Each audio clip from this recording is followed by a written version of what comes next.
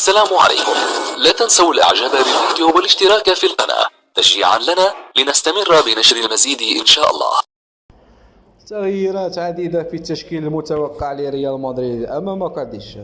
يعود ريال مدريد لاستئناف مبارياته في الليغا عندما يستقبل ضيفه قاديش مساء اليوم الأربعاء على ملعب سانتياغو برنابيو ضمن لقاءات الجولة 21. وتأجلت مباراة ريال مدريد الماضية في الليغا بسبب مشاركته في كأس العالم للأندية التي توج بلقبها على حساب الهلال السعودي. وسيفتقد ريال مدريد لجهود نجمه البرازيلي فينيسيوس جونيور في مباراة اليوم بداعي الإيقاف، حيث تلقى بطاقة صفراء خامسة له هذا الموسم أمام ريال مايوركا. كما يستمر غياب الحارس البلجيكي تيبو كورتوا بداعي الإصابة، ويشارك بدلهم من أندري لونين.